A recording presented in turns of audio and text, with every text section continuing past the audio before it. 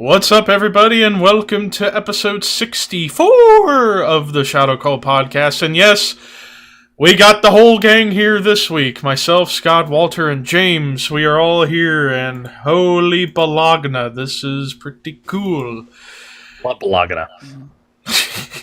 Yeah, I'm not calling baloney anymore. I call it balagna, because that's what it looks like it's spelled. Don't get me started on that shit. It's O-S-C-A-R. Balagna has a yes. It's M-A-Y-E. Somebody put me back in the fridge. Clip that. Clip that, yeah. And hey, we got both the clippers here, Ricky and Zach. Zach's back for the first time in a long time. Hey, Zach, what's going on, man? Thanks for coming in, man. What's up, Hello, man? Ricky. What's up? What's up?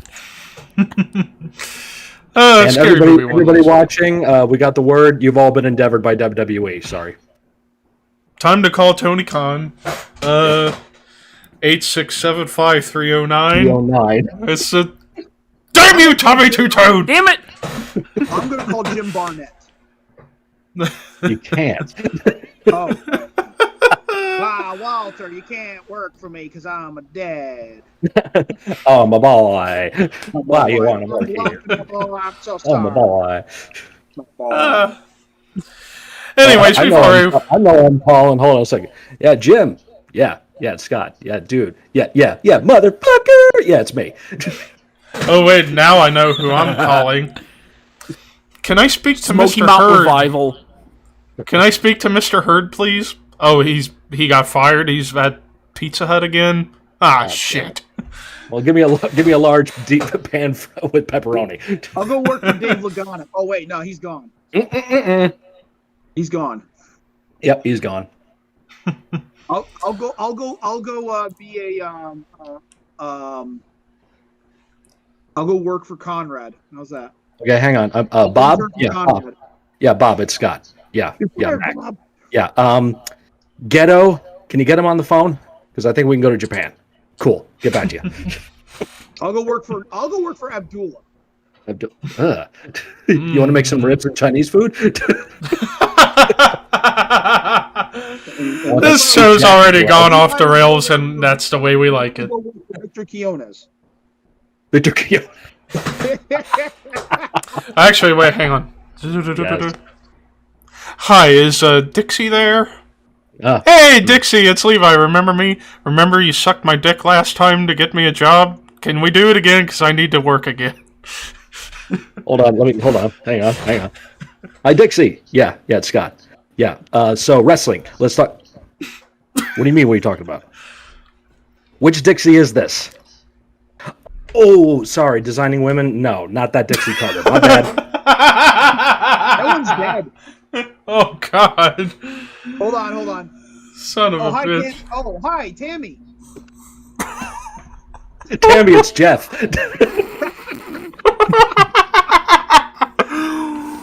Oh, man. Oh, hold on. One more call. I got Wilder's voicemail. Ooh. Wow. Wear a mask, dude. Okay. Alright, now that we got all Vern? that. Nobody called who? Nobody called Vern?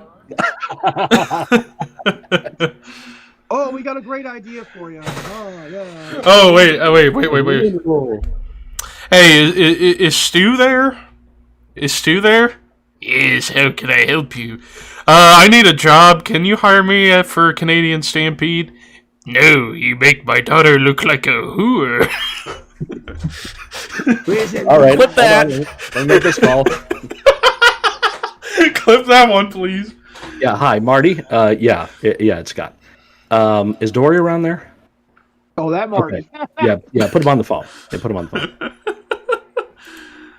Holy shit. What the hell is wrong with you, brother? Why didn't you give my man Scott a job? He needs it more than anything. He needs it more than you need a jackass. Because you wouldn't put over Adam Windsor. Whoop. Clip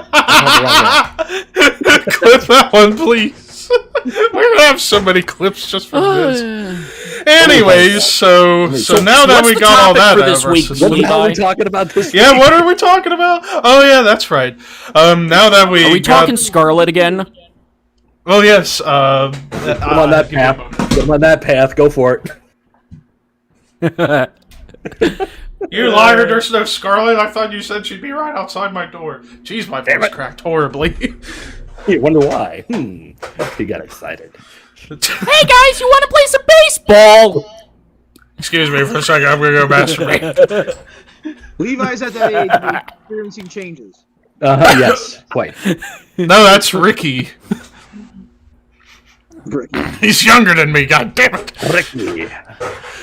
Alright, so back on Anyway. track after we went completely off the rails. So tonight Ricky's like, easy there, Levi, tame the tiger. Alright, so Simmer down So that's now. what they Simmer call down. it. Yeah, that's So- what they call it now. So this week we are back for a little bit earlier in the month this time around. We're doing top 10 list, and we're doing actually back to back each week. So this week and then next week. This week we are talking the top 10 SummerSlam main event matches. And there have been a lot of great ones. There have been some bad ones, but we're here to talk about the good ones. And I figured a good place to begin is with all of our honorable mentions. Now, for me, I only had 3 that I could think of off the top of my head whenever I made this list last night. First up, bit of an odd one considering what during the period that this happened.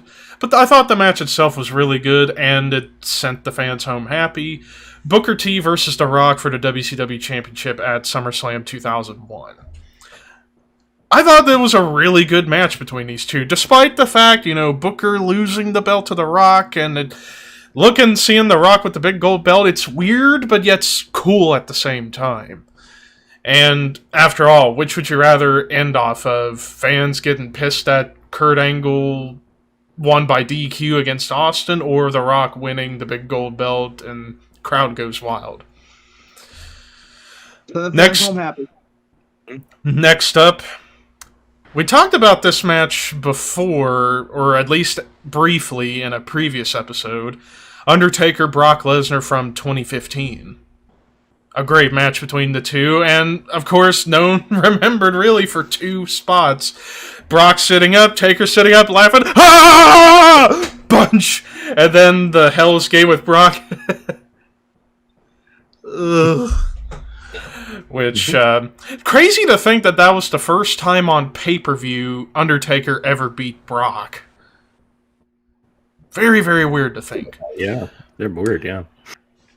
And then my third and final honor... Was it the match where Taker supposedly tapped, but the ref never saw it? I think so, yes. They called for the bell. Yeah. Well, no. Taker supposedly tapped in the middle of the match, but the ref never saw it. Brock didn't tap. Yeah, he Brock passed out. Brock Yeah, passed just after he gave him the finger, just fall over. Very similar. And then my final honorable mention, a match that when people look back on it, it's like, this started the trend of seeing these guys wrestle 800 times, but this was their first one-on-one pay-per-view match, and to me, still their best. John Cena, Randy Orton from 2007 for the WWE Championship. I thought these two had a great match. It just sucks we kept having to see this fucking match over and over, and really, the only match that even comes close to this is their TLC match from TLC 2013. Everything else in between, meh to okay. You got tired of seeing it after a while because, are these guys just going to keep going and going and going? But this was the start of it. And this is when the feud was actually hot because Orton, going psycho, slowly beginning the Age of Orton stuff. And this was right in the middle of Cena's 1-year-plus title reign. And it was a great match. James? Alright, I got 5 honorable mentions. First one, because it was the first main event in SummerSlam history, I have Mega Powers Mega Bucks from '88. It was a solid tag team main event, and because it was the first, I have it in the honorable. Next honorable, triple threat from 2000, Rock, Triple H, Kurt Angle for the WWF title. Really good match. John Cena, Randy Orton from 2007, John Cena, Brock Lesnar 2014, and then Brock Lesnar, Seth Rollins 2019. If this was a bigger list, these probably would have made it, but my honorables. Scott? I just got 3 honorables on my list. Number 1, this match is memorable for several reasons, and it tickles me. 1999, Austin, Triple H, Mankind, Jesse Ventura as the referee. You're old man, you little bastard! Oh, I love that. Best part of that match. So there's that one. I did put Brock and Roman from 2018 for the Universal title, simply because it's memorable in the fact that the one guy who was more over than the both of them should have won the title, and that being Braun Strowman that night. But for the match itself, it was good. You know, it's short, it's sweet, it's to the point. Braun gets involved there. The winging of the Money in the Bank briefcase into the entranceway is always a top seller for me. And, the quick pin from Roman getting the title. And because, I'm just like James, too. Love this match. It's one of my favorites because I was a 13-year-old boy watching this match. And when the lady took her skirt off, it meant a lot to me. It's Mega Powers versus Mega Bucks from 1988, the first SummerSlam. So that's my 3 honorable mentions. Walter? I got 3 honorable mentions, but they're honorable mentions for very different reasons, and I think you'll figure out. My first honorable mention was Bret Hart versus Owen Hart, Steel Cage match, SummerSlam 1994. No, it did not close the show, but it should. My other honorable mention comes from 1995, the year later. Ladder match, Shawn Michaels and Razor Ramon. It didn't close the show, but it should have. And finally, seeing a trend here. Yeah. Yes. And hold on, I had one more. Hold on. Shit. Oh, from SummerSlam 2002, Shawn Michaels and Triple H. No, it didn't close the show, but it should have. I like it. I'll go more in depth about that later. Alright, so with that said, now let's get into the actual top 10. And we'll go one by one each number like we keep doing. So, starting off at number 10, it's already been brought up by... It's already been brought up by James and Scott. Mega Powers versus Mega Bucks from '88. I mean, really good tag match. And, of course, the classic moment of seeing Elizabeth with her skirt off and you see her ass. It's like... Which that was unheard of at the time for the company, which is what made it a bigger deal in the end. You weren't born. Yeah, I don't care. I can go back and realize the time period and understand. We thought, but Hogan kept teasing it as a bikini. Yes, he did. Yeah. Yeah. I think Savage might have got a little. I think Savage might have had a little. Wife in a bikini, huh? Don't think that's gonna happen tonight. She's gonna wear one piece and you can't do anything about it. That's right. And plus, this was basically the culmination, really, of Hogan and Andre, and Hogan, DiBiase, and all this and that, and blah, blah, blah. The transition. The transition over, yeah. Savage. Yep. Mm-hmm. Yeah, storytelling back then. Absolutely. But yeah, Did that's... great business as well. Yep. That's long-term storytelling, AEW. That's how it's actually And done. this was in Madison Square Garden, correct? Yeah. Yep. Okay. Yep. Trying to remember that, but yeah, and without this main event, who knows if we would have had another SummerSlam. Jesse Ventura's the referee. That's too. Yeah. That's Can't true. forget about that either. Paid off referee too. Yes, publicly paid off. Who did commentary for that show? Was it Superstar Billy Graham and Gorilla Monsoon. and Billy Graham, right? Yep. Monsoon and He's Graham. gutsy. He's so gutsy. Look at this damn kid. He's gutsy. That's familiar music, brother. When the Ultimate Warrior runs out. I love it. I love it. All right, It's gonna be a happening. It's not happening. Ooh, look at the arm. Yeah, the arm. Ooh, look at the arm. Scott. Real quick, my number 10 on the list. We talked about this ad nauseum when we covered the show. It's 1998 Austin Taker from Madison Square Garden because I was there and I got to see it live and it was fun. I mean, we know it's not their best match, but it's still a solid match in my opinion. So Austin Taker 98. Walter? My number 10 is from 1989 SummerSlam, Hogan and Beefcake versus Macho Man and Zeus. Now, here's the reason why I chose it over the 88 one. The 88 was a blow-off match just to put to bed the Hogan and Andre and Savage and DiBiase feud. This was an all-new, fresh thing. All right, this was an all-new, fresh thing. You got the Mega Powers exploded, so this is the carry-on. Savage brings in Zeus to finish off Hogan, the movie villain. But the other unique thing is the elevation of Beefcake to main event. Of course, it's the only show he ever main evented on WWE. But it was, let's be honest, Beefcake behind Hogan and Warrior was probably the number 3 babyface at that time. Yeah. I would think the crowd was a little hotter for this one than it was for 88, honestly, because they wanted to see Hogan and Zeus square off in real life. So... and for me, that's what excited me as a God. How old was I here? I think I was 10 or 11. I think I was 10. Oh yeah, you were 10. Yeah, I was 10. So a 10-year-old kid, I was really excited for this match. So yeah, that's why I picked it. James? My number 10, we've already talked about it when Levi mentioned it in honorable mentions. Going to be short and quick about it. Undertaker, Brock Lesnar, 2015. All right, so now for my number 9. Bit of a controversial one considering, a moment that happened in the match and the aftermath and all this and that. But the match itself was still great. Shawn Michaels Vader for the WWF Championship at SummerSlam 96. Not the best match on this show. That goes to Undertaker Mankind. But still a great main event between these two. Of course...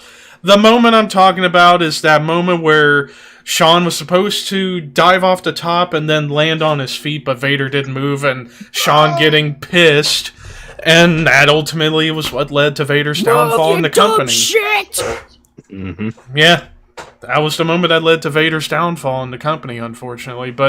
And then the finish on top of that didn't help matters either. But match itself was great. I would have been curious to see how this feud could have gone had things gone to plan, like Vader get the belt at Survivor Series, like supposedly what was going to happen before this, and then Sid coming along and all this. But still, great match to a not-so-good SummerSlam. I think Vader should have got it there, honestly. Yeah, he honestly should have got it here instead of what they were planning at the time. Absolutely. But yeah, that's my number 9. Scott? Okay, my number 9. Well, it might be controversial again to some as well because of one of the participants, but still a solid match, and that's 2004 Benoit Randy Orton for the world title. This is the Wink. We know there's extenuating circumstances behind the scenes with this, but it's really Randy Orton's baptism into main event big time status leading into the career that he has now. So I think it's still a solid match. I think it still holds up to this day. It doesn't have crazy false finishes and stuff like we see nowadays, and it's weird to say that since it's 17 years ago. But still, solid match from start to finish. Great psychology in it. The freaking dive that Benoit does through that goddamn rope and hits the damn barricade. You really wonder about problems, huh? But yeah, solid finish and 1 RKO does it. That's all it took. That's selling a fucking finish. What an idea. So that's my number 9. Walter? My number 9 is a controversial choice as well. Not really for the participants, but the booking. 2010 WWE, Team WWE goes against the Nexus 7-man versus 7-man elimination match. People were a little upset because Cena had to pose. He had to bury Wade Barrett, as they like to put it. Okay. I thought it was a very good, very entertaining Survivor Series style match. You had the eventual reboot of Daniel Bryan in it as well. Great build-up, too. I mean, the weeks going to it, you really thought Miz was going to be that who was he replacing? They had one more guy left. I think someone got injured. Kali, I think. Kali. Yeah, you're right. It was Kali. Yeah, and you really thought for weeks that Miz was going to take that spot, and everyone, nobody was guessing it was going to be Daniel Bryan because everyone thought Daniel Bryan was fired from the company for choking Justin Roberts, which was a good deed, actually. But I enjoyed it. I thought it actually told a good story. I mean, fuck, Heath Slater pins Edge and Chris Jericho. What happened? Skip Sheffield, Ryback goes on a tear. I think Ryback eliminated, 2-3 guys also? I think. Yeah, around that. And according to Wade Barrett, or not according to Wade Barrett, but people were saying Wade was supposed to go over. And John Cena played his political card. I don't know if I believe that or not. I don't know. I don't think either guy has really commented on it, but I thought it was a good match. I enjoyed it. I thought it was a very thorough entertainment main event. And yeah, I mean, of course, Nexus didn't really, it did fall flat for the Nexus later on. They just kind of after that, it did blow it for them. But still, the match itself was a good, fun watch. James? My number 9 is Scott's number 9, Chris Benoit, Randy Orton 2004 for the World Heavyweight Championship. We can say all we want that Orton was put in that spot to erase Brock Lesnar, but it was still his moment to become the world champion. And really good match, clean finish, the beginning of Orton's babyface turn because of how well this match was received. And not really much more I can say. All right. My number 8... Barney, thank you very much. The Rock, Brock Lesnar for the Undisputed title in 2002. Yeah, the show stealer was Shawn Michaels, Triple H, of course, but, you had Brock win the King of the Ring to get the shot here, and this was a good spot, and this was the best spot for him at this point. And, kind of funny, kind of like what we talked about with Benoit and Orton. Crowd booed The Rock, cheered Brock, because Rock was going to be gone for a while after this anyway, so it's like, well, screw it. We want the new guy to be champion, and these two put on a hell of a match. And a hell of a story, too. And also seeing Paul Heyman take the Rock bottom through the table, that was pretty cool. And only one F5. Just one. And that was it. And that visual of Brock holding the belt and looking at it to close out the show, never forget it. My number 8.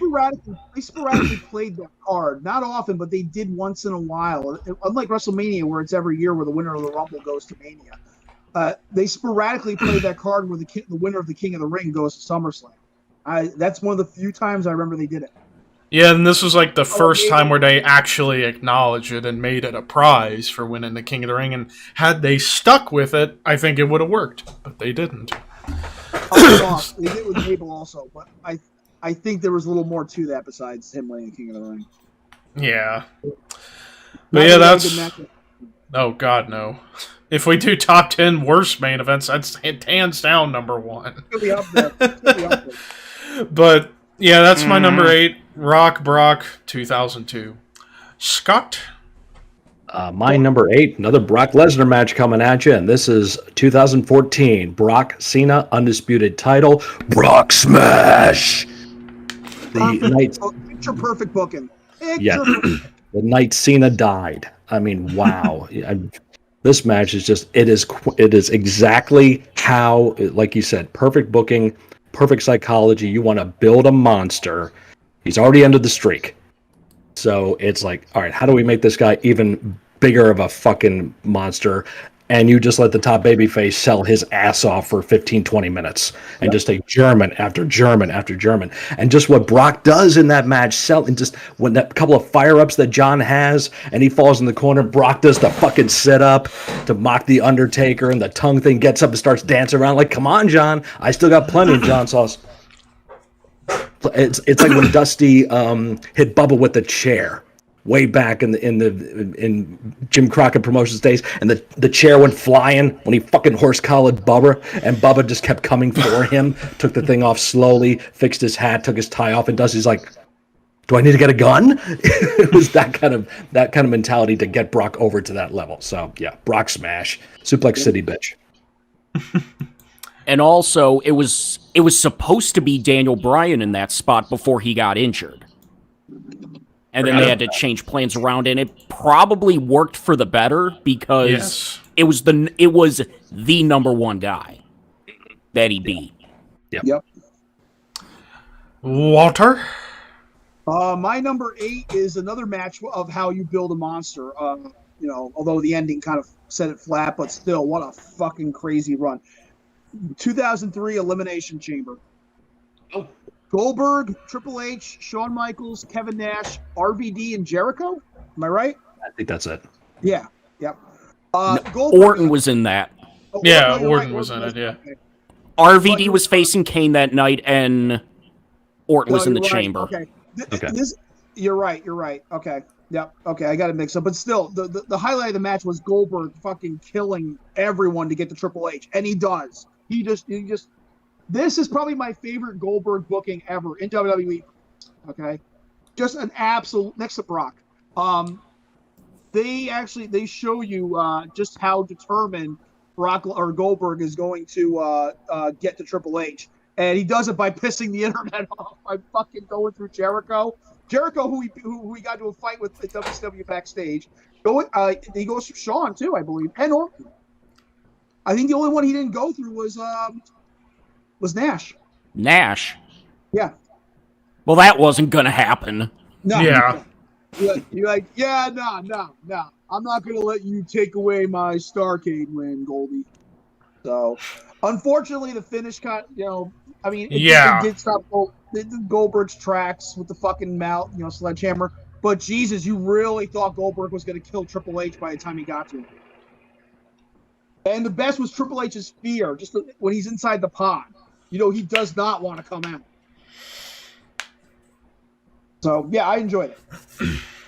James? And that's about it for my controversial picks. It's pretty standard going forward. We're probably all going to have the same matches coming up now. Probably. All right, James? My number 8 was Levi's number 8, Brock Lesnar 2002. Really fucking loved this match. Just the crowning of Brock Lesnar, the next big thing as the big thing. The build-up, he's just beating everybody. He fucking beat Hulk Hogan via a bear hug on TV in the build-up. Then he goes on to SummerSlam and beats Rock. And just... what more can I say? Really fucking good match. Still, I would say one of Brock Lesnar and The Rock's best matches they ever had. Go back My to number Hogan 8. match. I'm just wondering the discussion Hogan and Vince had for Vince to convince Hogan to put Brock over that strong. Oh, to do something nobody has done. Originally, the plan for Survivor Series was Hogan get his win back and win the title from Brock. Oh, really? That was going to be the plan, and then Hogan and Vince had one of their break-offs. Yeah. Because, hell, that original run that Hogan had in 2002, he was putting everybody over. And then once he came back, he was beating everybody. Mm-hmm. That's true. Yeah, it's really weird. All right, well, my number 7 was already spoiled. It's Team WWE versus Team Nexus.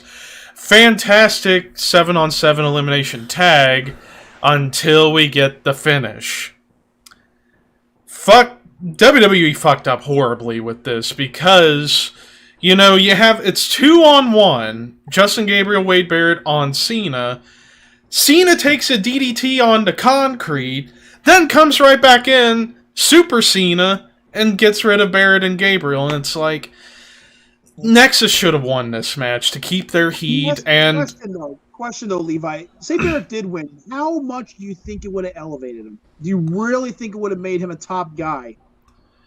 Maybe not like a top guy in the long run, but for that short term, yes. And he probably could have got the belt maybe the next month. And they could have gave him a little run with the WWE title and then end the feud off with Cena, maybe at WrestleMania. Yeah, it would kind of...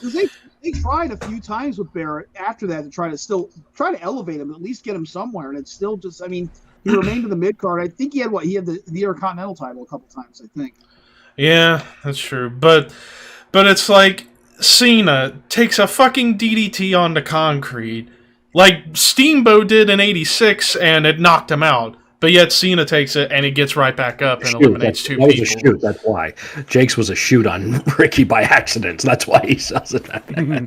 Well, but still, and then I think the Barrett's time came when they started doing that knockout gimmick of his. I'm like, okay, they're going to finally get this guy up into the upper echelon of the card, but that didn't work either. And had he not gotten that shoulder injury in early 2012, he was going to get Money in the Bank at WrestleMania and get the World Heavyweight title, but shit happened. And but he's still got a job. He's back. He's got a job. That's true. For now. Yeah, for now. But Yeah. but spoiler alert, he's now been future endeavored. but the reason why I bring this point up with the finish is the fact that Cena himself, Edge, and Jericho have all gone on record saying that this finish was a terrible decision and it hurt Barrett and a lot of guys in the long run. But still a fantastic match. It was a good match. And like I said, they're booking guys like I said, Heath Slater, I think, pinned Edge and Jericho. You know, on paper, it looks so bizarre. Yeah, it was bizarre, but hell of a match. But yeah, the finish. Yeah, like I said, yeah, Jericho, Edge, and Cena himself have gone on record saying that it was a terrible move for that to happen. Well, the fans were trying to blame Cena for it. And well, there have been rumors that Cena came up with the idea, but I don't know if those are true. But he has gone on record saying that he hated that finish. It's down to Vince. It's Vince's call, ultimately. People can blame Cena or whoever all they want. Vince says yes or no. That's where it stops. So be mad at somebody, be mad at Vince. And the finish of that match, honestly, is the reason why it's not on my list at all. I don't even have it on mine. So, good match, like you said, great match, but that finish is just like... Yeah. But, yeah, that's my number 7. Scott? My number 7 is from SummerSlam 2009, CM Punk, Jeff Hardy, TLC. Good match. I won't go into too much detail. I'll give you more time to talk about it, sir. But this is, the big thing for Punk, the build up to this match. I mean, you get to see these two guys at that time frame get to be in this spot. It's huge, especially for Punk. Yeah. This is really where Punk is really starting to try to get into his own, and Jeff we know what happens with Jeff behind the scenes this time too, and how's your eye, Punk? I just have to drop this in my eye. I get a prescription for it. That whole stuff. But so it's a solid match, but I'll let you talk more about it later on when we get to your number 4. That's my number 7. Walter? My number 7 is somebody's number 8. It was a previously mentioned. We don't have to go too deep into it. Rock versus Brock, 2002. Great match. Great way to put a jetpack on somebody and shoot them right to the top. James. My number 7 was Scott's number 7. Jeff Hardy, CM Punk, 2009. We got 2 together. In an era where it's John Cena, Randy Orton almost all the time, Jeff Hardy, CM Punk main evented, and it was the right fucking call to do. Plus, you had the return of The Undertaker post-match, but I bet you Levi will probably talk more about that when he talks about it. But yeah, number 7, Hardy Punk 09 for the World Heavyweight Championship. Me and James are 2 for 2 tonight. Nice. Well, my number 6 was already brought up before. Benoit Orton for the World Heavyweight title in 2004. In what was a mediocre SummerSlam at best, hell of a main event to close the show out with, Benoit and Orton. Kind of shocking that this match went on last because, Benoit, when he was world champion, he was a mid-card world champion. So it was kind of weird to see him in the main event spot here against a young guy in Orton. And yeah, we could say, like James said, we could say what we want, that the only reason Orton got this spot and the win was to erase Brock Lesnar. But still, fantastic match between these two, and one RKO, and that was it. And yeah, it set up Orton's face run, but the less we talk about that, the better. Yeah, great. They did that quite a bit. They did that with some guys. They did that with Warrior. Warrior was a mid-card world champion. He was a semifinal world champion. Yeah. You get Ultimate Warrior at any house show back in 1990. You get Ultimate Warrior versus Mr. Perfect, and then to close the show, Hogan and Earthquake. Rey Mysterio when he had his belt. That's another one. WCW. Ron Simmons. Ron Simmons never fucking closed the show when he was WCW World Champion. He was always right in the middle of the card against like Cactus Jack or the Barbarian or whoever. It was always Sting or somebody at the end. And to your point about Warrior, he was the sixth man in the LOD Demolition feud. Yeah. As world champion. Think about that. That's a good point. Yeah. But yeah, my number 6, Benoit Warden from 2004. Scott? My number 6, SummerSlam 2008, Edge, Undertaker, Hell in a Cell. You guys are killing me right now. Jesus. Ripping your list tonight, man. Sorry. Great match. Fucking awesome match. You know, just the whole story they tell with the cage and everything. And then the finish. And it's like, okay, you're down. Why are you getting up? Oh, fuck this. Go to hell. You're going straight to hell. Yep. Fire. Fucking Taker Edge, man. Can't have bad matches. Fire. Fryer. Liar, pants on. Oh, yeah. I am the great Liar, plants for hire. My bunghole. Are you offending me? My bunghole will not wait. Yeah, bunghole. Bungholio. So yeah, Taker chokeslam to hell. My number 666. Walter. My number 6 is one that's already been mentioned. Brock Lesnar, John Cena, SummerSlam 2014. Again, a great way to reestablish a monster. Reestablish a and piss the internet off. Piss the internet off. Totally. I get so upset over a John Cena loss. Yep. All right. I'm like, you motherfuckers hated the guy for years. He gets destroyed. Now you're angry. Yep. And this is coming like a month or two after he won the Money in the Bank, and people were pissed. Yep. Wrestling fans, pick a thing. Wrestling fans, what do you? Wrestling fans, tell me what you like. Okay. They don't like anything. They don't like Tell me what you anything. like, not what angers you. Okay? They like to complain. That's what they like. We like to be angry. Yep. Yes, I would suggest go to Levi's YouTube channel, check out his video about fans being ungrateful, because I agree 100% with his video. Ronda Rousey. I'm sorry. Oh, Ronda, huh? Of all people, to put that out there. 100%. You guys bitched and moaned about the Fiend constantly. Mm-hmm. Bitched and moaned. Oh, it's because he wasn't booked right. Shut up. We'll talk more about the releases later on when we're done with our top 10. Trust me, we all have plenty to talk about. We're going off par. Walter, number 6. Number 6. Or you already did it. You already did it. Never mind. Yeah, so it's James. James. My number 6 has not been mentioned yet. It is one of, when you look back in hindsight, one of the most important matches of the entire Attitude Era, or pre-Attitude Era, that went forward. Undertaker Bret Hart 1997. When you think of importance, this match spun so much shit, because this match spun Undertaker and Shawn Michaels, which spun Undertaker and Kane. This relaunched Shawn and Bret, which launched Mr. McMahon, which launched Shawn and Austin McMahon. So much shit came from this one match. Plus, it was a fucking great match with one of the best finishes in SummerSlam history. Absolutely. Fantastic. Great booking. Great storytelling. Loved it. Mm-hmm. Well, my number 5 was James's number 6. Undertaker, Bret, 97. I mean, people say pre-Attitude Era. I'd say it's Attitude Era right here, just a few months after it started. But still, yeah, spun so much. Match itself, fantastic. Granted, their one-night-only match was better than this, but still a great, phenomenal match between these two. And yeah, that fucking finish. Sean, what is this with the chair? Puh! Boom! Oh, shit. 1, 2, 3. Brett telling Sean, fuck you. Spit, chair shot. God damn it! 1, 2, God 3. damn it! And made it look real. That's the key. They made it because You were already building up to that rematch with Shawn and Brett. Yeah.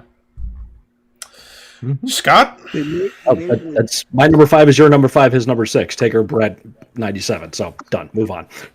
Walter? My number 5 is probably not going to be anybody's list. Just because it's another so be my last controversial choice, I promise. Reason being is because I just thought this was a fucking big hoss fight, kaiju, big battle, smash 'em up dream match. Fatal 4-Way, SummerSlam 2017, Roman Reigns, Brock Lesnar, Samoa Joe, and Braun Strowman. You cannot tell me that is number 2. Physically, this is one of the most physically one of the most physically intense matches in SummerSlam history. These 4 beat the fuck out of each other. It was basically a fatal 4-way if you had Bruiser Brody, Vader, Stan Hansen, and Terry Gordy in All Japan. James? My number 5 has already been talked about, and I'm not going to go too far into deep. One of my personal favorite SummerSlam matches of all time, Steve Austin, Undertaker, 1998. Highway to Hell. Don't need to talk more about it. There you go. Well, anyways, my number 4, it's already been spoiled. Jeff Hardy, CM Punk in the TLC match for the World Heavyweight title 2009. Great call to put this match last, considering this was the hottest feud of 2009, and dare I say, one of the best feuds in SmackDown that entire decade of the 2000s. Because it felt real. Then again, it was partially real. You know, Jeff's free spirit personality versus Punk's straight edge personality. Clashing, you know. I'm straight edge, so I'm better than you. Exactly. Great build-up. And guys, the internet hated WWE back then, too. Yeah, they did. Yes. Yeah. So now they look back on it. Mm-hmm. Yeah. Oh my God, remember how great that time frame was? That we hated, but now we love? Now we love it. Mm-hmm. But, remember how great the Reign of Terror was? People are actually reminiscing that the Reign of Terror was this great thing when, at the time, everybody fucking hated it. Yeah. Which was the Reign of Terror again? I'm sorry? Triple H. Triple H. Yeah, world title evolution. That 02, 03, 04, 05 time frame of Raw. Oh, God. Mm-hmm. Everyone bitched and moaned on the internet about that. They wanted the belt off so bad. Yep. But now people look back on it and it's, this is great. Mm-hmm. Yeah. What a great heel.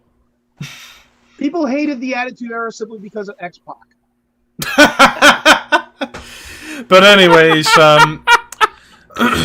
anyways, yeah, fantastic match between Jeff and Punk here. Dare I say, probably the best one-on-one TLC match of all time. The only one that comes close to me in that category is Cena Edge from Unforgiven 06. That's the only other one that comes close to this, but fantastic, including that cool spot with the swanton off the ladder in close quarters on Punk, and he nailed it perfectly from just like 2 feet down. And then, of course, the return of Undertaker, which, cool moment at the time. Now fans look back on like what happened afterwards, not so fondly, because, well, Punk, you don't talk back to Undertaker. You should have learned that lesson the day you got there, bub. But anyways, but that's my number 4. Scott? My number 4 is SummerSlam 2011, John Cena, CM Punk. With Triple H as a special guest referee. There's all kinds of stuff that goes on in this match. It's got the match running. It's got Del Rio cash in. It's all kinds of drama. This is peak Punk time, if I could get that out properly. So yeah, CM Punk, Cena, always had great matches. We don't have to talk about the Chicago match, of course, how great that was. This one's up there too, in my opinion. So that's why it's my number 4. Walter? My number 4 is Orton versus Benoit from 2004. Enough said. There you go. James? My number 4, Undertaker Edge Hell in a Cell 2008. Don't need to say much more than that. There you go. And I don't need to say much more about it because that's also my number 3. Undertaker Edge Hell in a Cell from 2008. I mean, up until Triple H Undertaker at 28, this was the last truly great Hell in a Cell match we had for a long time. Because we got death matches after this, which I heard we might be getting this year too. What are we getting? Boy. I didn't hear it. We might be seeing the return of the Punjabi death match. Oh, The fucking kill me. God. Fucking kill me. Punjabi prison. Do they not learn that the match sucks? It's visually ugly and boring. Stop it. It says it says a lot when Batista and Kali was the best one of those. And it wasn't even that good either. It was actually okay. It was okay. Yeah.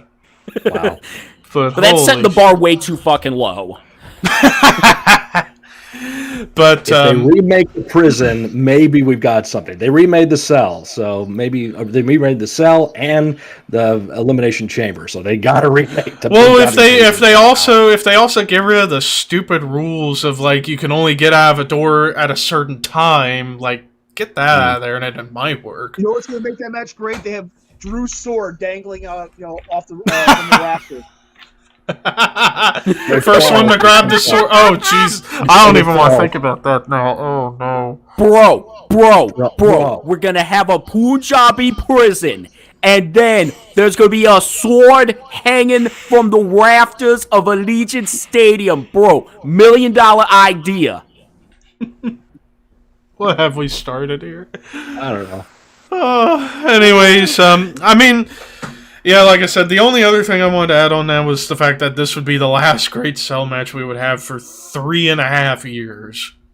Because, oh boy, we were in the Dark Ages. So still kind of are in the Dark Ages with Hell in a Cell matches to an extent.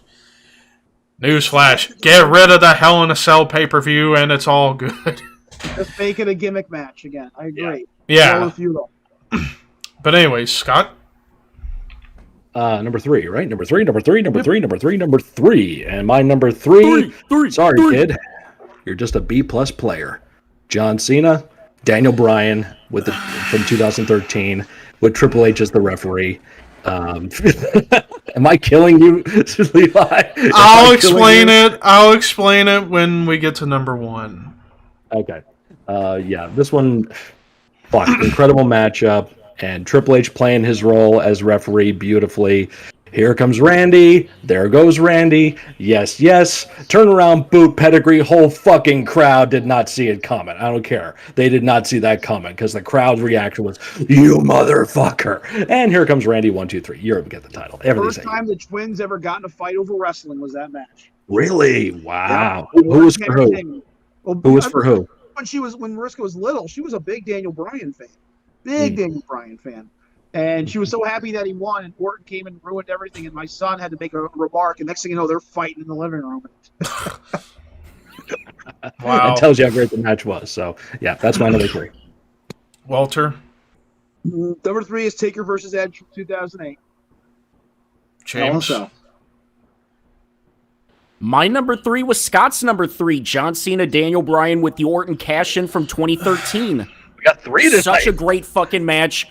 Bryan beat Cena clean, and then just the big celebration. You thought they were going to tease something, and then the cash-in at the end.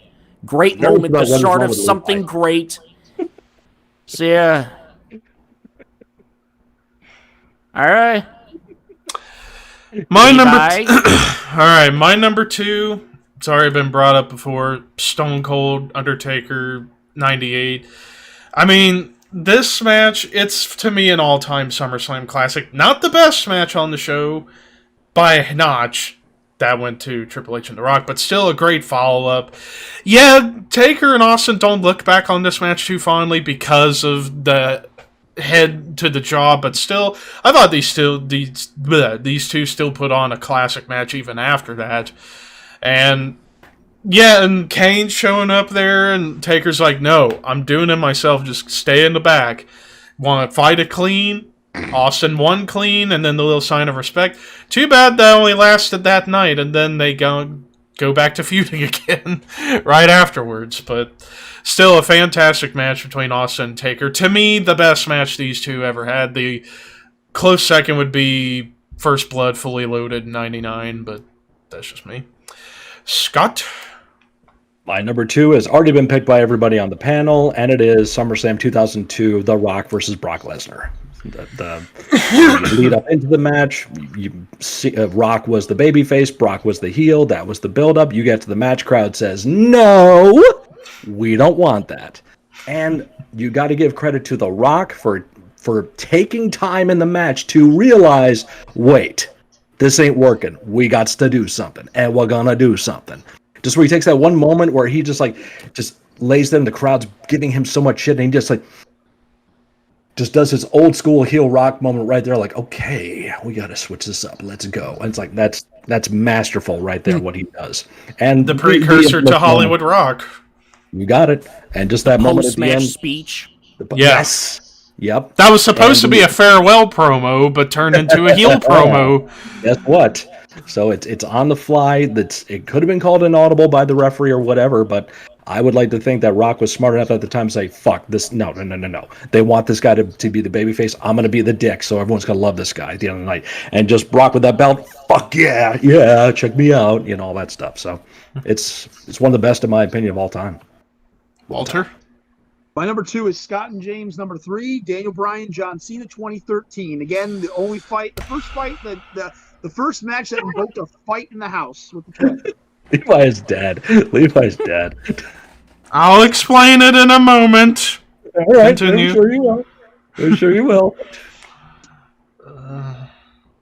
James. I think he's done, James. My number 2, Walter already brought this one up. Brock Lesnar, Roman Reigns, Braun Strowman, Samoa Joe, 2017. If I had to redo my top SummerSlam matches list, I would probably put this one in the top 5. This was so fucking good. Maybe you could have had a different finish with someone else going over, but it didn't really matter. Just a fucking great match with these four. The best match for that fucking piece of shit title, but whatever. It's whatevs. And now, All right. So before we get into number ones, I gotta address this. Oh boy. Because Scott and everybody, Punk Cena 2011, Bryan Cena 2013, I didn't count those because of the cash-ins that happened, because those are technically matches that went on last. If I had those, well, I mean, because if my thought was thinking including those matches, I would have had Punk and Bryan number 2 easily. Or not Punk, Bryan, Cena, Bryan, easily at number 2, but I couldn't count it because there was another match that happened afterwards. It's like, well, Not shit. the advertising. Well, I mentioned the cash-in with mine. Because of the whole... It's technically a match, but it's all encompassed one thing. Like with... It's all, yeah. Not the advertised main event. So I look that's at what. it's an epilogue. Mm-hmm. Yeah, it's an afterthought. I don't know. My head is finicky when it comes to that stuff. Are we all going to have the same number 1? I have a feeling too. Here we go. Yeah. Yes, so here we go. I think I can speak on everyone. Number 1, Bret Hart, British Bulldog, Intercontinental Championship, 92. Across the board? Across the board. Yeah. Yep. There you go. So, and I mean... And it's weird to think. Comprise top 10 so much easier. Yes, it is. So, and it's crazy to think, looking back, with how originally 92 was going to be in DC, and that it was going to be, Bret and Shawn for the IC title? Bret and Shawn in a ladder match. In a ladder match for the IC title, but because, with business not doing the best in the States, but doing amazing in England, let's go to Wembley and let's give the belt to Bulldog, and then he can give it to Shawn. And even with the stories of Bulldog not getting enough sleep and forgetting all the spots in the match, and Bret had to walk him through, but yet Bulldog picked up on it very quickly. And even the little mistakes felt like part of the match, like the when Brett was doing the plancha and it looked like a sling blade.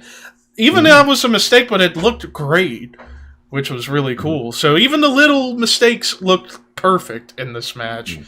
And Brett has even called this one of the best matches of his career, next to Austin at 13. And an amazing... Best Bulldog's best match ever. Bulldog's best match, hands down. Oh, yes. Good going forward. Maybe the closest ones he had were with Sean. That's about it. Well, the match he had with Brett at In Your House 5 was pretty great, too, I would say. Not as great as this, but it was close. Yeah. And, you don't remember that match, Walter? Brett versus Sean In Your House, or Brett versus... No, Brett Bulldog, In Your House 5, December 95, they had the December 95. Oh, wow. Where both of them bled. Yeah. Both of them bled in that match. Remember that match myself. So I'm old though, so that's why. but yeah, like you said, international. It's Wembley Stadium.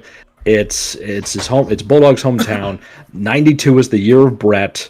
Everything is right there for him. The novelty of having the Intercontinental title as the main event. The main event, I know. Wow, what a concept! How do you elevate that title? That's how you do it. So, just everything about that match is great. Brett shows what kind of star he was about to become, and Bulldog gets that one moment in the sun, and he probably roofied his wife and fucked her in the ass after that later night. So anyway, and also the significance of this match. This was the first main event in WWF history with no Hogan, Savage, and/or Warrior in it. I was gonna bring that up. Brett and Bulldog. Intercontinental title, and the finish sunset flip. 1, 2, 3. Sit down with the sunset. And then when you look back on it, fucking crazy. And when you look back on it, it helped both guys. Even Brett in defeat made him look good, and without this match, who knows if he would have gotten the title from Flair a couple months later. Right. Handshake, raise his hand. This was Brett's litmus test. It's like, is he going to be a main eventer in the future? Let's see. Boom. Yep, and he made it. It was Kobayashi Maru. Nice. Star Trek reference. Get that nerd dick out, man. Fucking A. All right, so now ever across the board are on number one across the board. First time, and it's going number one in the final top 10 which easily. Means James and I, we had 4 matches tonight. Yeah, that's crazy. But, alright, so now for the rest of the final 10. I'll concede and I'll let you guys put Cena and Bryan in there. Even though I am very, very picky about it. Put it, I don't care, I don't mind if it goes Douchey into the final 10. I'm sorry, it's just the way I am when it comes to cash-in matches. What the fuck was that? I am caught off guard beyond repair. Anyway, what? I don't know what's happening anymore. Anyway. All right, so number one on our... Hello, Levi, come back to me, boy. Come back. Come in to Tuno, Ohio. Do you read Wait. No, wait. Nobody had Undertaker versus Undertaker? No, they did not. No Mabel versus Diesel? No Mabel versus Diesel. No Warrior versus Rick Rude in the cage. That's right. No Luger Yoko? No Luger Yoko. No Luger Yoko. That's next time. No Hogan Sean. That's next week. No Hogan Sean. No. Oh, that's next week. That's next week. God, I spoiler, I probably am gonna have 3 matches from that show on that list. Yep. All right, Levi, we need you for this now. Come back to me now. Come back to me. Zeb Bellinger, Scarlet, come back to me. Scarlet and Zev's scissoring. Scissor Zev Sigger. You got in the eye, just like Scarlet does. I got myself right in the fucking eye. It's like Zev does every night. That's what she said. That's what she said. That's right. Why am I friends with you guys? Yes, we're number one. We make you look good. All right. Well, It's all right. He's had blind. Someone get that boy a tissue. Okay. Anyway, so our combined list. So He's number already one, had we a few know is tissues. Brett. Yes, we know Brett. Yeah, and, Bulldog Brett Bulldog won. number one. So number two. Let's see. We all had Brock I think Cena and Daniel Bryan will be the obvious choice for them. Yeah, I'll Yeah, go we'll with do it. that. Even though I'm Yeah. picky about it, I can live with it being at 2. It was Cena and Punk. All right. Cena and Bryan is number 2. I know Brock and Rock should probably be up there too. Yeah. We all had that one. But I had Rock and Rock at 7, but still, it's in there. So. Mine was number 2. Well, we'll put as a placeholder right now. I had that at 8. Which match? Rock. and Rock. Yeah, that was my number 8 as well. That was my number 2. James and I are picky. We didn't like it that much. Finish is way cooler. So. I know. Well, hold on. Sorry. No, you know what? We should back up. I think number 2 actually should be Brett and Undertaker 97 because of what James had mentioned, the importance of this match. So that should definitely be number 2. What about Austin Taker? Austin Taker. Well, we can put that probably. I will concede to put like 3 if we want to put Cena and Bryan number 4. Yeah. If that's okay. Yeah. Because it was. We can do that. 10 it was 10 on my list. I love the match. Don't get me wrong. Number 5, the Monster Fatal 4-Way. Put the 4-way. I didn't have it on my list because I didn't have it on my list. I agree that should be on there in that respect. So, yep. So that's the 4-way. What year was that again? 2019? 2017. 2017. Yeah. Thank you. Actually, wait, we change that. Put Edge and Taker at number 5. Oh, that's a good point. Yes. And the Fatal 4-Way at number 6. Yeah. Number 6. And then 7, Benoit Orton. Yeah. That'd be fine. So let me do this. Benoit Orton. Hardy and Punk. Yeah, I was gonna say at number 8, Hardy and Punk. Now for the final 2. The Nexus match. Put that 10. Yeah, put that 10. 1, 2, 3, 4, 5, 6, 7, 8. So What about Undertaker and Brock? 10. 10. I didn't have that Brock one. and Cena. Brock and Cena. I had Cena. Brock. I think is more. Yeah. Did we all have Brock and Cena? I didn't. I didn't. You did not. Okay. No, I had that as an honorable. Okay, I didn't even have it. I had Cena and Brock as my number 9, but I did not have Brock and Taker on mine. Let's see. Well, how about this? We'll put Brock and Taker and Brock and Cena tied for 9th. We'll make an exception to the rule. How's that? Okay, how about so? Yes. So, okay, how about number 10 then? Mega Powers, Mega Bucks. Yeah, because it had a better. Yeah. I had that. You had that. I had an honorable mention, but still I had that as an honorable. We can put it in there because it's the first main event. So. Yeah, and it had a better finish than WWE Nexus. Right. Yeah. It did. So hold on a second now. So I think we almost got this here. What was Brock Taker? That was 2015. 15. Yep. 1, 2, 3, 4, 5, 6, 7, 8, 9, 10. So I think we got our list here, boys. So if I may run this down, if I make a mistake, call me on it. So for the Shadow Cult, greatest top 10 SummerSlam main events of all time, we have number 10. As of right now. As of right now, yes. Who knows what's going to happen tomorrow? On the 21st. 5 minutes. We have 1988, Mega Powers versus Mega Bucks. Number 9, tie. Brock Lesnar versus John Cena from 2014, and Brock Lesnar versus The Undertaker 1 year later and from 2015. Number 8, CM Punk versus Jeff Hardy, TLC. Number 7, 2004, Benoit versus Randy Orton for the world title. Number 6, 2017, the 4-way. Number 5, 2008, Undertaker versus Edge, Hell in a Cell. Number 4, 2013, Daniel Bryan versus Cena, Triple H referee, RKO cash-in. Number 3, 1998, Steve Austin versus The Undertaker from Feel the Heat from MSG. Number 2, Undertaker versus Bret Hart, Shawn Michaels as the referee. And number 1, across the board, first time ever, all 4 of us getting the same match in the same spot, 1992 SummerSlam, Bret Hart versus British Bulldog for the Intercontinental title. And there you have it. And a good All way right. to end off the list. Ricky just asked a really good question. Who would we argue is Mr. SummerSlam?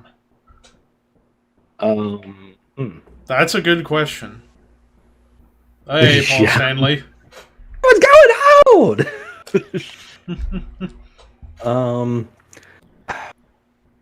It's between Brett and Brock. Brett and for Brock. me. Yeah. You know, it's up there. I mean, it's hard to say. I mean, Brett's got, let's see, 1, 2. I'm looking at the top 10 we just made here. He's got 2. I think Brock had more He's got matches. 1 and 2. He's got 1 and 2 on our list here. Brock, he's in 1, 2, 3 matches on our list. I mean, not just main events. We have to let's take into account all Take matches. into too, because account we have other to include matches, yeah. Brett and Kurt Hennig from 91. And We have to Brad and include that, too. Owen. And Brad and Owen Brett from and Owen 94. from 94. That was an honorable mention for Shawn Grace Walter. from 95. Yep. And So- Shawn and Triple H from 02. And hell, even when Brad was Hart Foundation Demolition 1990, which James covered Yep. that show yesterday. Yep, that's solid tag. And 88 as well. Yeah. Yep. What would you say was the They had a best match in match? 88 with Demolition as well. So based on that, I think we'd have to say that Bret Hart is Mr. Best match of SummerSlam. 88? Would you say main event was best match of 88? I'm trying to remember the card. Bulldogs Rougeos in the opener was really good. Yeah, Yeah. Good. That was the last time we saw. Oh no! The Bulldogs are gone after Survivor Series. Right. Um, I think we'd have to say that Bret is definitely Mr. SummerSlam for the amount of Yeah. great Now, as matches far he's as had across the and as board. far as Brock, Oh, well, yes. wait, with Brock, A sleeper match from '89: Tito and the Rockers versus Martel and the Rougeos. That was a good 6-man. now with Jay. Brock, him and The Rock in 02, him and Angle 03, him and Triple H at 12, him and Punk at 13, him and Cena at Cena. 14, him and Taker 15, 15. Orton 2016, Him and Orton at four-way in 16. 17, Yeah, geez. Roman 17, 18, him and Roman Rollins 18, 19. Rollins at 19 is Yeah. ooh, Yeah. like And- that. I'd still give What's it to the Brett. worst one of all of those? Yeah. Now, Brett also had the stuff with He's Doink. spotty as well, Taker SummerSlam is pretty spotty as well. He's had as many good matches as he has bad matches. He had the Undertaker versus Undertaker, with Brian Lee there. And, Giant Gonzalez in 93. did Kamala he wrestle- 92. Did he wrestle A-Train in 03, I think? Yeah. Yeah. Yeah. Him And then JBL in 04. JBL in 04. Which, looking back Him on it, in- going back to Benoit and Orton closing the show, I'm shocked they didn't decide to close the show with JBL Undertaker, to be honest. Well, that match and that spot was for Orton to get over. That was to kind of knight him in the next echelon. That's why he was put main event. And that was the intention because they kicked him out of Evolution the next night. Yeah. Let's see. Then Taker had Orton in 05. Wasn't on 06. The cage match in 01. He had the cage match in 01. Him and Kane versus Jesus. Jersey Triad. Oh yeah, God. That Yeah. Oh, God. I know. Yeah. Yeah, him and Test in 02. We talked about that match before. him and Kane in 2000. Oh, Jesus. Fuck Him that and Big match. Show versus Kane and X-Pac in 99. That was alright. Like Him I and- said, his history of SummerSlam is spotty. It's just as bad as it was. Yeah. Yeah. Like Yeah. when I did my worst matches in SummerSlam history many years ago, I had Taker in the majority of those spots. Yeah. You know, And he's actually, my that was the favorite of all only- time, and- that was the only show. time. That was the one out of 2 times where Giant Gonzalez was pinned clean. He only got pinned clean twice his entire career. Taker, and can anyone tell me the other one? Nope. The Great mom. Muta Mm-mm. in New Japan. Muta pinned Giant Gonzalez in New Japan. after the Giant Gonzalez run. It was shortly after that. But yeah, back to Taker. Yeah, he wasn't on in 06, wasn't on in 07, Edge in 08, came back in 09, came back in 2010, wasn't on 2011, 2012, 11, 12, or 13, or 14. Or 14, came back for Brock in 15, and I think that was it. Becoming a WrestleMania attraction. Yeah. Yeah. Weird thing. And the Brock one was his last one. Yeah. Yeah. You're right, it was. But and really, now for Mr. SummerSlam, it's Brock or Brett. It's whoever you prefer. Yeah, I would still say Brett by a notch. Although I will say Rollins is starting to put up a SummerSlam resume. That's true. Yeah, and it's gonna get better when he and Edge go at it in 2 weeks. Mm-hmm. Oh, that'll be the best match on the card. Yes. You're right. I think it is going to be. Yeah. Now Ricky says, now we've gone to the rabbit hole. Now who is Mr. Survivor Series and Mr. Royal Rumble? I already got my pick. Yeah, that'd be a whole nother show. I can already go. I can already say who's Mr. Survivor Series to me. That's Randy Orton. Ricky, who's Enough Mr. said. Unforgiven? Who's Mr. Unforgiven? Unforgiven. Who's Mr. Over the Edge? Mr.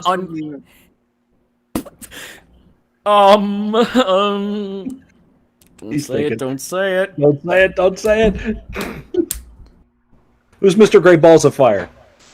Yeah. Who's Mr. Tuesday in Texas?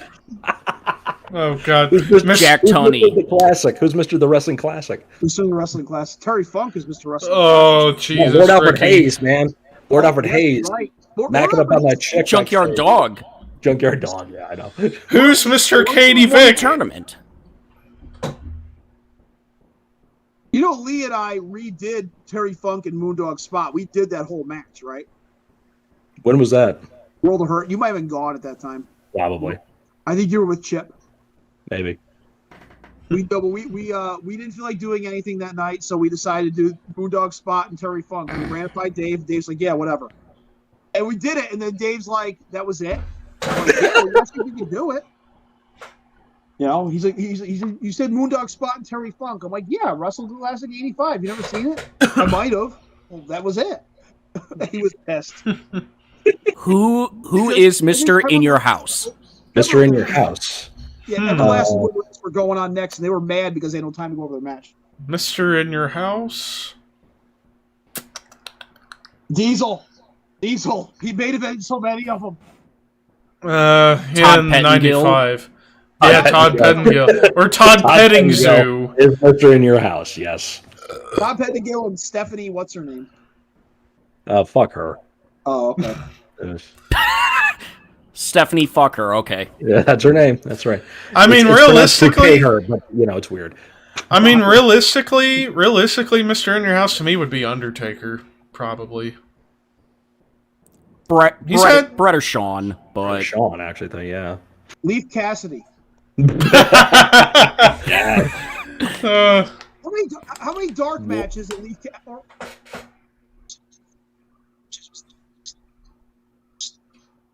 Oh, his mic went down. Oh, your mic went to the pooper.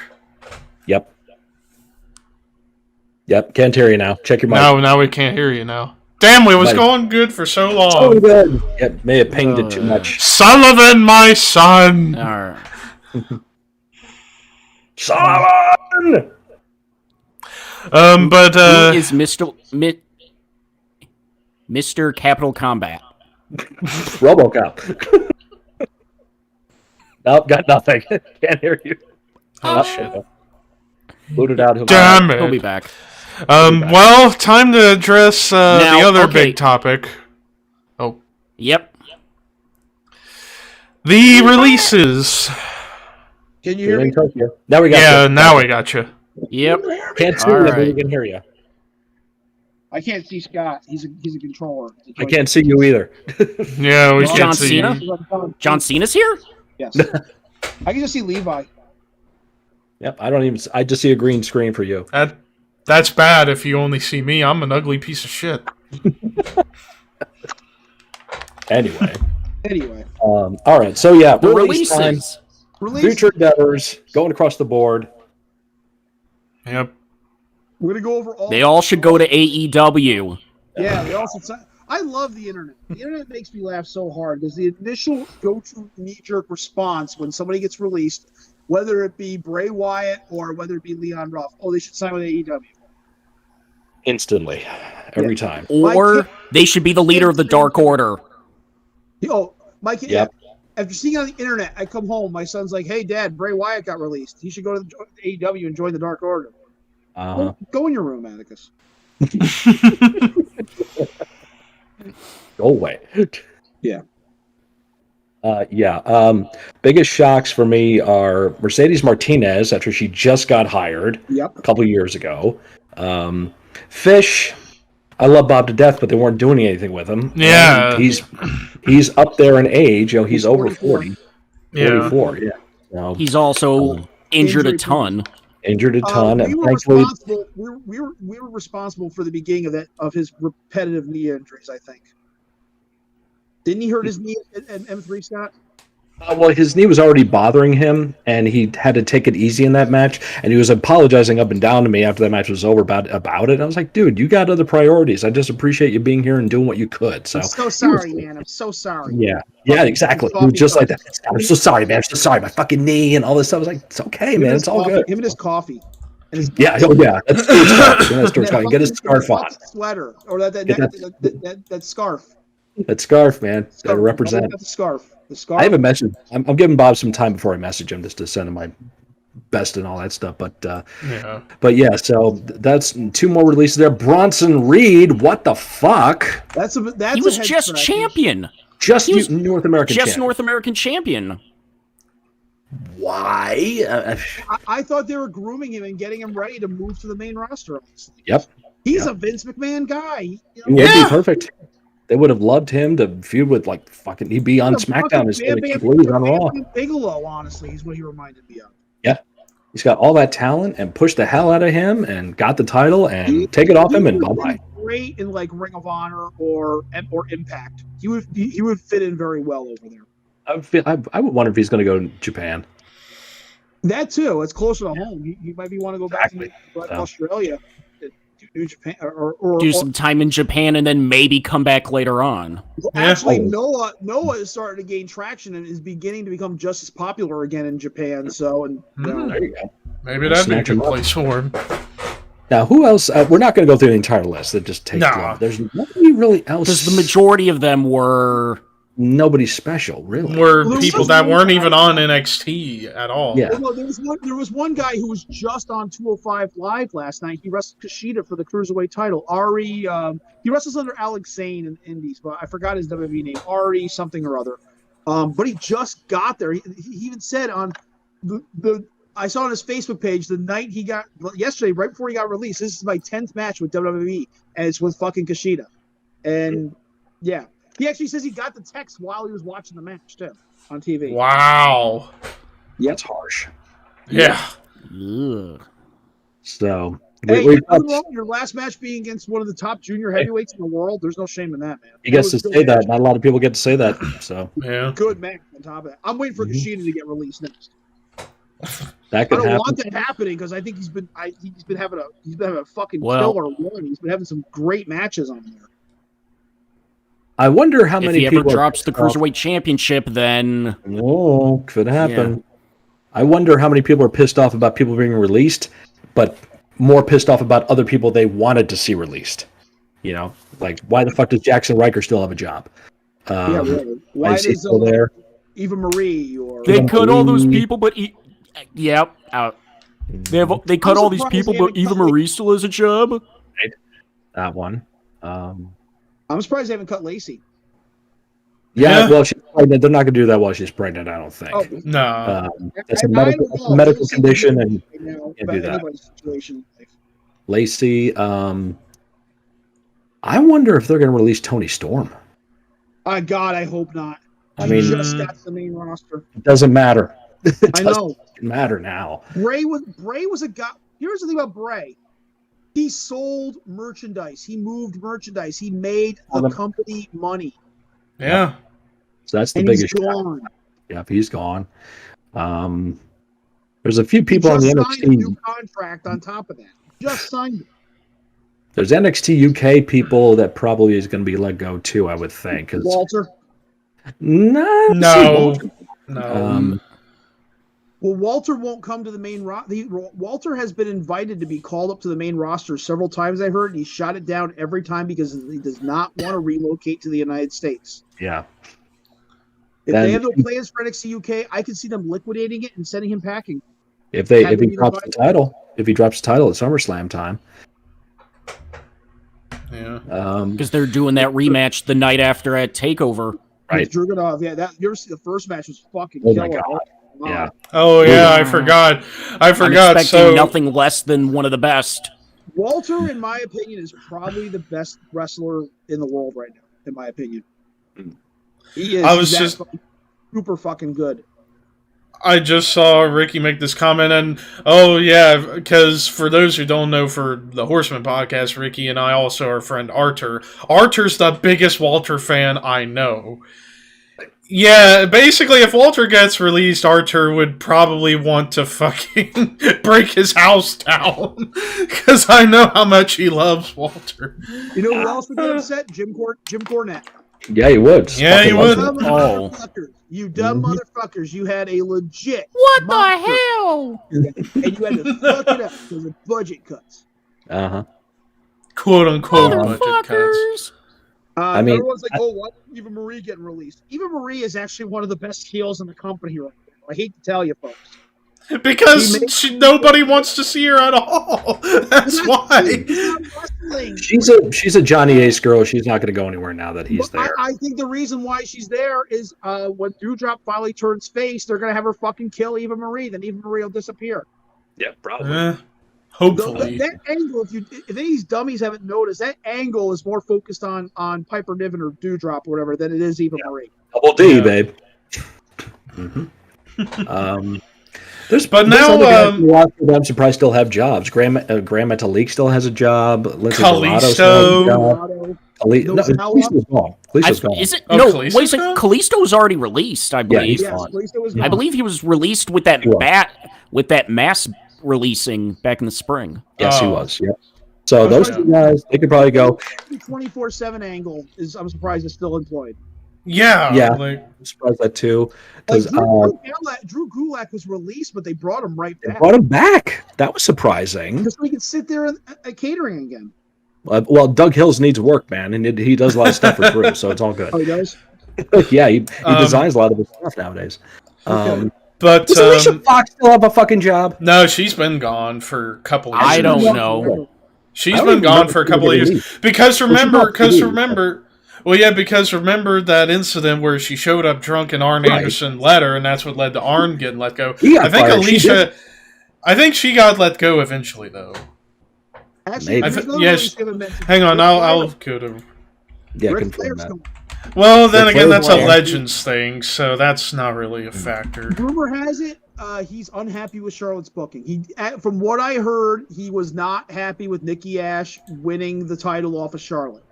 He wasn't thrilled. He wasn't that happy about Charlotte losing the belt that fast. Good for you. And he voiced his displeasure to Vince. Alicia Not Fox. the reason why he quit, but All right, yeah. I heard he wasn't happy with it. I think Nikki ASH is the biggest baby face in the company right now, honestly. And that's why they're going to turn on her in about 3 weeks. Go ahead, Levi. So Alicia Fox. They've already turned on her. Who's they? So The company fans. The Fans. Whatever. Fans So. have already sit on her as soon as she put the superhero costume on. So Alicia. Good lord. Well, you know. Yeah. Anyway, so Alicia Fox, yeah, she was let go at the end of 2019, but she did appear for that Legends night back in January 4th on Raw. So Well, she is a legend. Mm-hmm. Anyway, but now the other big topic, kind of not quite related to releasing, but like somewhat. The whole Adam Cole situation with his contract coming up, and like, what the fuck's gonna happen with him? And Pete Dunne, Is he gonna? Pete Dunne as well. Well, supposedly there are rumors that he's set to have a meeting with Vince about like whether or not he's gonna stay or re-sign or what have And you. apparently, Adam Cole's been offered $1 million contract. Damn. If they're giving him that kind of money, they better put him in a main event spot right away. Don't fuck around with this and put him in programs with R-Truth or something like that when he gets to the main roster. Don't make him Michael Cole's illegitimate son. Yeah. Don't do that. Oh no. No relation. Running on John Cena during the main event of SummerSlam. Yeah. That would be pretty cool. He's going right for the top. That or have him fuck some. It doesn't be Cena necessarily. Have him. You've got to put him right in there in the main event picture, right in there. Yeah, if Vince is gonna offer him that kind of money, yeah, he better do something right with him. Have him running on McIntyre. Have him running on Rollins or Big E or somebody like that. Because I think him and Rollins as in a run would be really good. It'll be weird to see Adam as the babyface in that scenario, but still, it would be solid matches. It'd be a good run for the two. Oh of them. yeah, But fans love him, and they do the baby stuff. Right. And it's like he'll be a babyface, yeah. even though he's a natural heel. Here's two other situations that I'm wondering about: Karrion Kross and Keith Lee. What about? Yeah. Where are we going with that? I find it very bizarre that Karrion Kross has been bouncing between the main roster and NXT. And still having the NXT title at the same time. Do you think there's a little bit of heat on Kross for his connection with the Q? He's a Q nut? I didn't know Kross. He's a Q moron? I've seen stuff that he's one of those Q morons. I didn't know that. I didn't know that, but I would think it wouldn't matter because, like I said, Riker's a moron and he still has a job.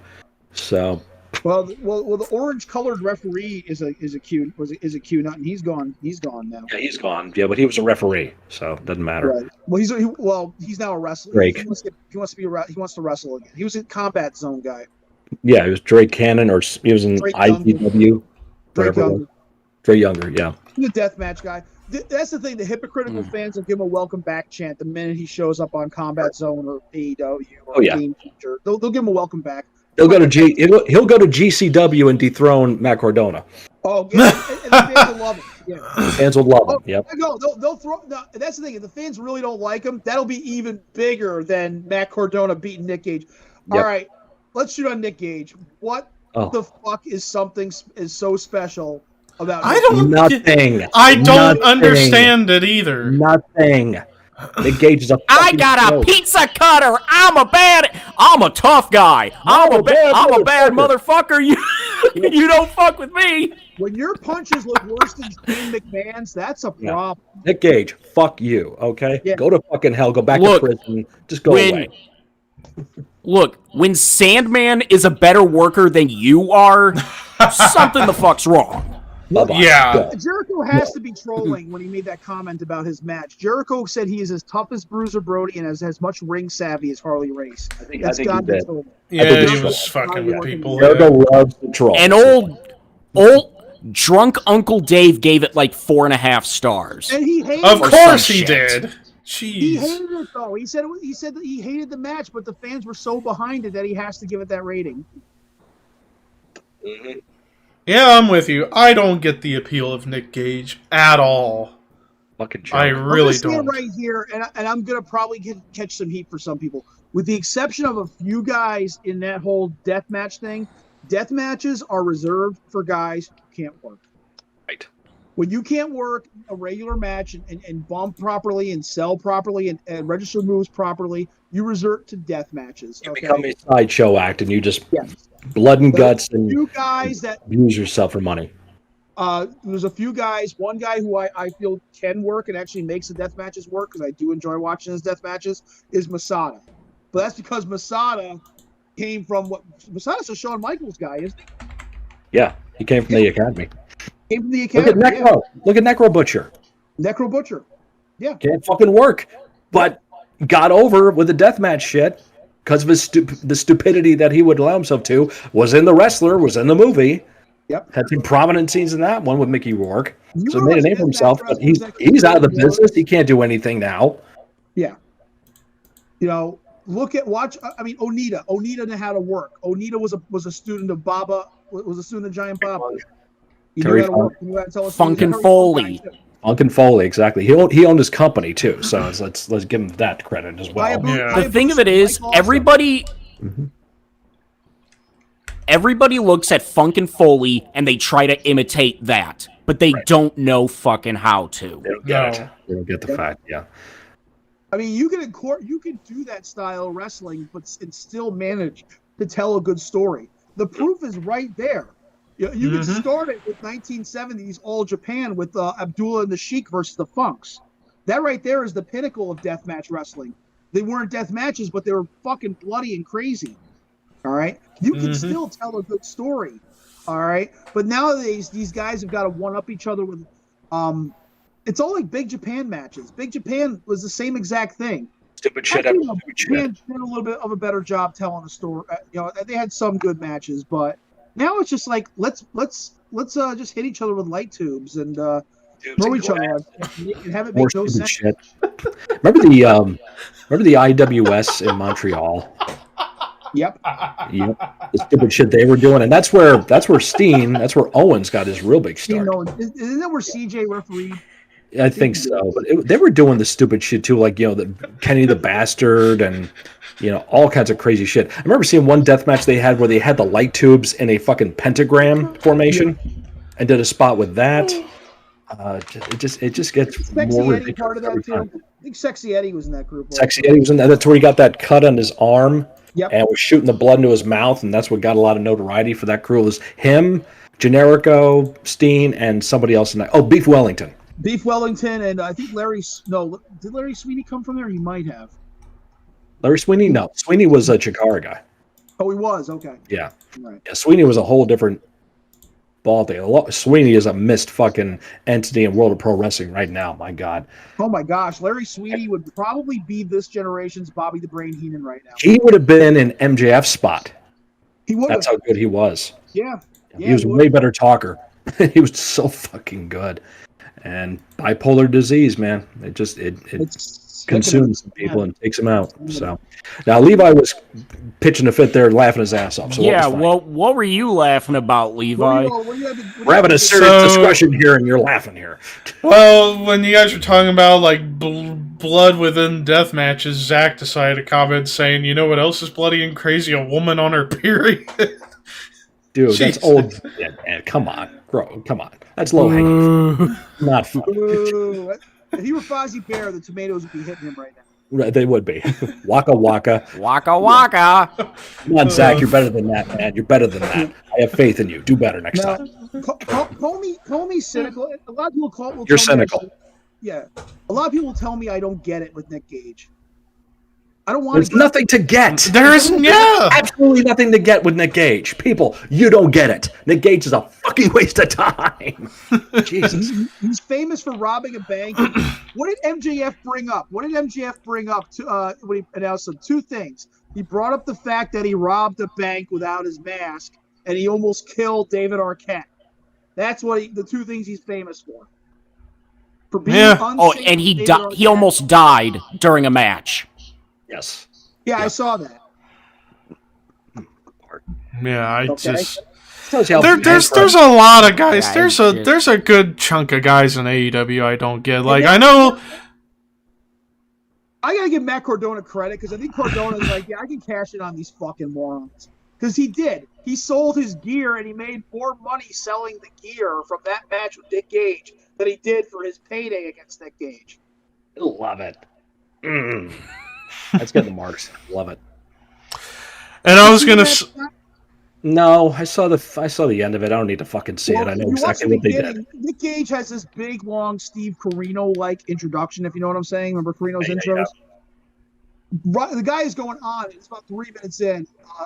All these things. He's basically chronicling Nick Gage's entire career, including the robbing the bank and all that. Ryder grabs the mic from the guy and goes, "You are such a fucking mark. Can you please get the fucking announcement over with?" Shoves the mic right back up. Love it. Wow. Wow. But I was... Is Matt Cardona going to transition that heel persona to Impact? I don't know. Because he's the baby face over there feuding with Brian Myers. Right? Which, I mean, I guess that makes sense since them two know each other forever. But I was going to say, and like, going back to, like, there's certain guys in AEW I just don't get. Like, other than Nick Gage, the other one I really don't... I mean, I get it's goofy, but I can't get into it, and that's Orange Cassidy. I just cannot get into anything he does. You know, I mean, yeah, wrestling with your hands in the pocket and still be able to be fluid, that is impressive, but other than that, what else is his appeal? He ain't gonna be a main eventer. Flash in the pan. Well, Yeah. that's the thing. I guess that rub that Jericho tried giving him didn't help out much because he's still stuck in the mid card. Yeah. He got the program with he got the main event with Omega, but it was him and Omega and Pac, just so he could lose. And now he's back in the mid card, being part of a stable with Trent, I think Trent's a pretty decent worker. Chuck Taylor, who I don't care about. Chris Statlander, who was like Alien Charlotte or something like that. Yeah. And the girl we like, Leela Hirsch. I like her. Yeah, Layla's cool. Did you see that fucking spot with her, with Layla and the chick there? Who was it? Was it? Holy crap! Did you see that? My God! Holy shit! I need to see this. Layla was like Jesus 4'10", 4'11". She's legit that short. We both met her. She was at our show. We ring announced. I'm sorry. It makes me think of the porns you see with the tall chicks and the short chicks. Man, God. Yeah. Oh. Somebody posted like. Yep. Levi. I like Layla Hirsch though. She's a good. She's good awesome. kid.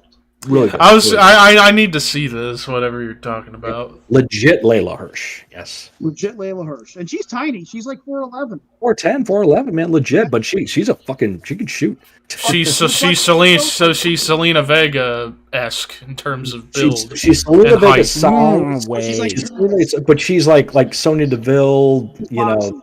She boxing almost like a Ronda Rousey type. Shayna Baszler, I should say. More like Shayna Baszler. So, yeah. And the other girl, Masha Slamovich, is actually working her way up too. I think she actually had a dark match on AEW. I think so. I love fucking Abaddon. I love her. Oh, Abaddon is awesome.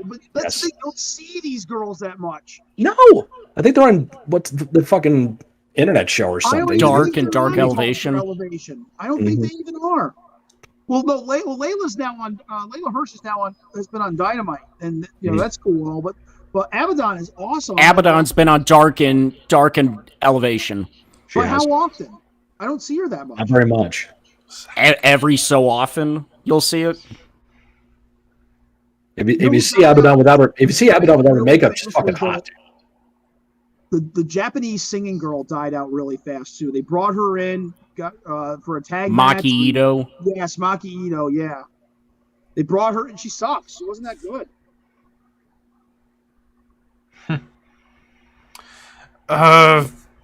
But And then apparently Ruby Riot's going over to AEW. Ruby Soho. Great, so she can float around the mid card too. Because Do nothing.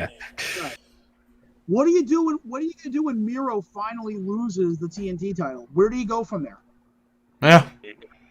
There's nothing left. But I will say, did everyone see the footage of John Cena and Miro meeting each other on the red carpet of Suicide Squad? I didn't. That was really no. cool. That was really cool. That was nice, and I bet you Cena was there promoting the movie. He's in his outfit because he's in the movie. And then Miro walked up on him and was like, "Hey, man, what's going on? What's going on?" So very civil, very casual. Great. It was great interaction with the two of them. It's like the fans need to realize these guys get along. Yeah, there's no heat there, okay? They're on the phone all the time talking shit about you. Do this tonight. The fucking peak of Miro's career was against Cena. Yeah.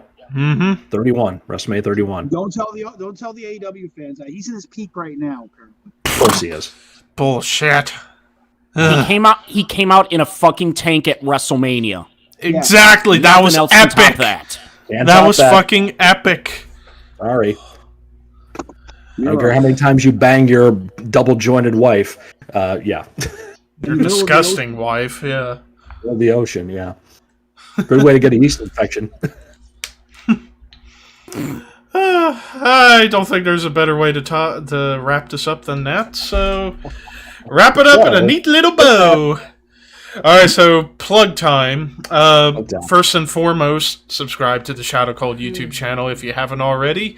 We need to get to 100 subscribers, and we might possibly consider the chance of possibly bringing back Foe for the pay-per-views. If I got the script right? Yes, I did. Subscribe to the channel. Yes. Subscribe to these four so-called wrestlers. Subscribe. Which I don't understand why they call it wrestling. We're not wrestling. We're not wrestling. Scott? I think Anyone want a Domino's pizza? Anyway. Pizza cutter spot? 2 seconds later, Domino's. What the fuck? It didn't take long for that to show up in the latest episode of Botchamania, too. It's in there. So, Matthew, I need to watch that now. That's good, yeah. Alright, Scott. I'm a badass because I got a pizza cutter. Ho ho! Oh my bad God, what's up, motherfucker? I still love that. All right, you can find me on my YouTube channel under It's Mr. Scott for reactions, reviews, all kinds of fun stuff on there. So please come on by the YouTube channel and subscribe and follow and hit the notification bell and all that cool stuff. You also find me on Twitch under It's Mr. Scott, where I jam on bass guitar and chat with folks. So please find me on Twitch there and follow me there as well. You also find me on Twitter and Instagram under It's Mr. Scott. So please follow me on those things. I have a TikTok as well under It's Mr. Scott. I have a merch store too. You can find that if you go to my Twitter and my YouTube channel. You see that stuff. You can buy yourself some It's Mr. Scott merchandise like Levi did, which I appreciate. So check those out too. And of course, Walter will tell you where you can find him and I in the world of podcasting. You can find me and Mr. Scott along with our good friends Token Tom Clark, Skip Novak, and Sergeant Fury Dan Roberts for the Necrocasticon, where we talk to you about the correlations and all the intertwinings of the horror and metal world. Like more lately, we've been doing interviews with some pretty cool fucking people. Yeah, we've had some really that's really been more the focus lately. A lot of artists and authors and directors, producers, musicians of all kinds. So, James, you can find me on YouTube. Oh, go ahead, James. all right, you can find me on YouTube at We Are Pro Wrestling, where I just covered SummerSlam 1990. This coming week, I'm talking about 1998. After that, 2001, then 2007. Then a lot of interesting topics to end out the year. And you can follow me on Twitter at WAPW_wrestling, where you'll get updates and schedules and all good fun stuff. And real quick before I get my plug, Scott, yeah, I got the shirt, and unfortunately, after it went through one trip in the washer, it peeled off. Are you kidding me? Motherfucker. Yeah, I guess whoever made the shirt for whenever you had it done online, whoever made it, didn't do a very good job, so... Wow. So, yeah, it made me sad. Order two. Order another one. I might eventually, but, so... You can subscribe to me on YouTube, ThrashManiac99. I lately, apart from that video that Scott talked about earlier, where it was just 3 minutes of me telling most wrestling fans how ungrateful they are because of what Ronda Rousey said, I'm doing band album rankings again. I did Opeth last week. This week I'm planning on doing Avenged Sevenfold next. I attempted to record one earlier, but I thought, good lord, I was jumbling my words way too much, so it's like I need to refine it a little bit better. Tomorrow is my birthday, 27. Happy birthday! And tomorrow... Happy birthday! We didn't party. Yeah. Hey, it's your birthday. Here's your song. Now your song is over. There you go. Now it takes care of that. Happy or better yet, happy birthday. Or better yet, Many years ago today, something grew inside of your mother. That thing was you. damn you, Death Clock. Clip that. Levi's going to get the special Steve Brule birthday. Oh, Well, sweet. That's gonna be cool. Well, tomorrow I'm going to be going to the mall, and I'm going to be getting some new shirts, some new band shirts. Don't know what I'm going to get yet, though. All paid. Fuck Nickelback. that. Yes. Fuck that. Fuck that. I would rather take a knife to my foreskin than get a Nickelback shirt. Nickelback, Coldplay, ICP. Who else we got to get them? We got to get them all kinds of cool stuff. Limp Bizkit. Limp Bizkit. Yep. Get some Oh Limp Jesus! Bizkit. I would rather take Limp Bizkit than fucking Nickelback. Get some corn in there. Limp Bizkit's cool again. The kids like Limp Bizkit now. Yeah, apparently it was just like That's just like weird. the 2003 Helmsley era. It was great. Remember? Yeah. Yeah. But to continue, You remember? You remember Limp Bizkit? You remember Kid I Rock? remember. You remember Coldplay? I'm gonna go. You remember? Because I remember. I'm gonna stir some shit on social media and say, guys, let's fucking admit it. You guys hated the McMahon Helmsley era. Don't talk like you loved it. yes. Yeah, you can subscribe to me on YouTube, ThrashManiac99. You can follow me on my dead Twitter, ThrashManiac99. Follow me on Instagram Quote, unquote, at dead. yeah. You can follow me on Instagram at ThrashManiac_YT. And finally, subscribe/follow my Twitch channel, ThrashManiac99. And actually, important thing, next week, Horseman Podcast, interviewing Jeremy Wagner from Broken Hope. That's going to be fucking amazing. So, other than that, that's it. As far as Twitch side rating, special raid to Travis Ryan. Hold on, we got a plug here. We haven't plugged our own stuff here. So next week on the show, Oh, yes. we are doing our top 10 most disappointing matches in SummerSlam history. This is not just main events now. This is top 10 overall disappointing matches in SummerSlam history. That's happening next week. The following week, SummerSlam is happening on the 21st, so we will be happening on Sunday afternoon, correct? The 22nd, to do a Yes. review of that show. Yep. And we can get predictions to TakeOver. Take And over. the following weekend, we will be off because Levi's on vacation. Yes. And James got a fantasy football draft, too. I Okay. might make it. We will see. Will I be able to pull a streak and show up again next week? That'd be cool. Let's hope. Now, we got to reiterate, disappointing, not necessarily bad matches, Yes. just disappointing. Disappointing. Mhm. Yeah. Like Dino Bravo and Don Morocco, like that. Yeah, Yeah. exactly. Like Oh, that. yeah. Yeah.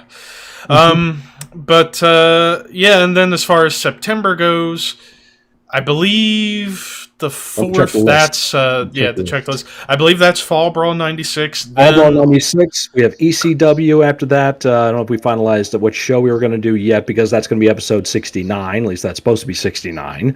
And the week Yeah. after that will be another top 10 wrestling heels. and also for the That's- topic episode of September, it's Kurt Angle 2006. That, I think, is in between WCW and ECW. Yeah. Okay. And, But, and also, rest in peace, Bobby Eaton. Yes. Yes. Yeah, that was shocking. A new episode of Cornet just uploaded. I'm going to try and listen to it tonight. One, I don't know. One, because it's going to be long. I know that. Two, this is probably out of everybody in the wrestling business is probably the one Bobby was closest to. So, and I'm sure, and Cornet does not handle shit like that. Cornet was a wreck when Lance Russell passed away. I can only Yeah, he was. I can only imagine what he's going to be like when he has to, pay homage to his best friend. But definitely, I will say one good thing in this whole situation. After Bobby passed, his family and some friends put out a GoFundMe to help with his funeral costs. Yep. Blew the goal out the water. People donated over $21,000. Chris Jericho donated $5 for that. Yep. That's great because People loved him. yeah, that reminds me, real quick before we go, that reminds me when my brother passed 5.5 years ago, we did all that and we blew the goal and we actually ended up taking the leftovers to make like a special grant for a sports program at a local school in his name. Nice. Because he That's was really so cool. close with that school. But yeah, that's cool to hear that Bobby got that the family got the money for his funeral stuff. Because I mean, going he through represents 2 of these in the past 5 years, yeah, they can be costly. Yep. But, And we had and Bobby Eaton deserves it, not just one because of who he was in the ring, but it was a lot of these guys knew him for who he was outside the ring too. was one of the nicest guys in the business. Yeah. Carry an extra bag just in case you forget something. Oh, you need Yep. socks? I got socks here for you. Toothbrush? I got you a toothbrush. One of the best workers One ever of in the the few business. people in the one of the few people in the history of wrestling that nobody could say a bad word about. Nope. And had a great match with everyone. Everyone. Just so smart, too. When it came, he was such a very soft-spoken, shy guy. Very shy, very timid, but that mind. I'd love to have picked that mind and talk psychology with him. It was just so natural for him. Think about it like this. How much respect he had with everybody. Goldberg, in the middle of his streak, wanted to put Bobby Eaton over in Alabama. Yes, he did. Yep. Yeah. It almost happened. You imagine that. Bobby Eaton could have ended this supposed streak at that time, but he could have been world champion, damn it. But we're talking about Bobby Eaton, we should also throw some respect also to Jody Hamilton, the assassin who we've lost. Yes. Burt Prentice. We lost Burt Prentice, of course, too. We've lost some big names in the old school. Paul Orndorff, about a month or so ago.